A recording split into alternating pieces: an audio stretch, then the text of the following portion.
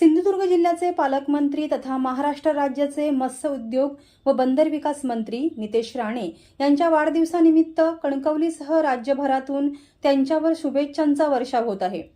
राज्याच्या विकासासाठी तसेच मत्स्य उद्योग क्षेत्रातील त्यांच्या उल्लेखनीय कार्याची दखल विरोधी पक्षाकडूनही घेतली जात असल्याने त्यांच्या या कार्याबद्दल सर्व स्तरातून कौतुक व्यक्त होत असल्याचं गजानन उपरकर यांनी सांगितलं।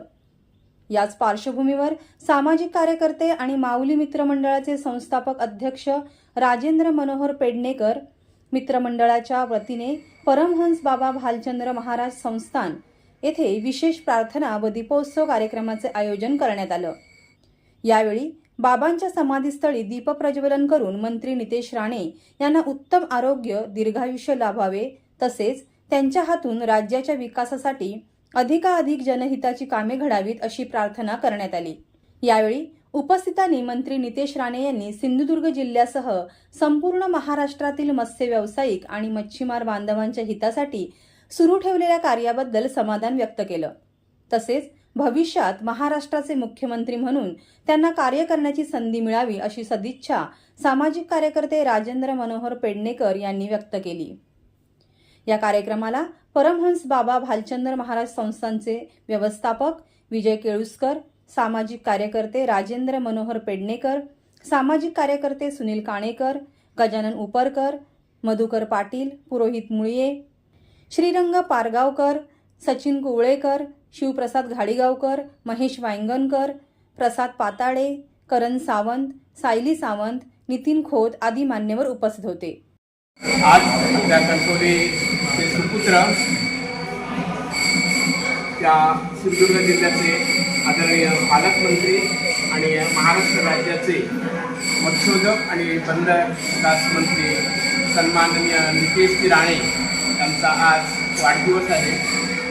या वाढदिवसाच्या निमित्तानं त्यांना कणकवली वासियांपासून संपूर्ण राज्यभरातून अनेक शुभ संदेश आणि शुभकामना आलेले आहेत।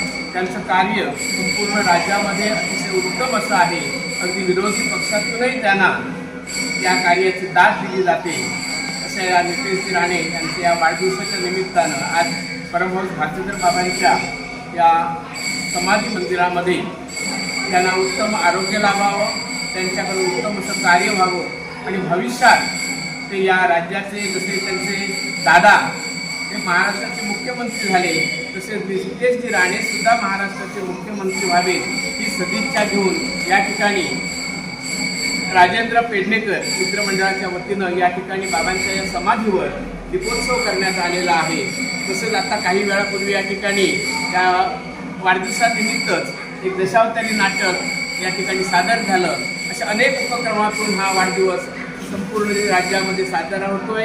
त्यांना पुन्हा एकदा मी बाबांच्या चरणी प्रार्थना करतोय की त्यांना चांगलं उत्तम असं आरोग्य लाभू देत, त्यांना दीर्घायुष्य लाभू देत आणि आपल्या सिंधुदुर्ग जिल्ह्याबरोबरच महाराष्ट्रामध्ये सुद्धा आणि सर्व मच्छीमार बांधवांसाठी ते आपल्या खात्याच्या तऱ्हेनं उत्तम काम होऊ देत आणि उत्तम आदर्श त्या राज्याला त्यांच्याकडून मिळावा असं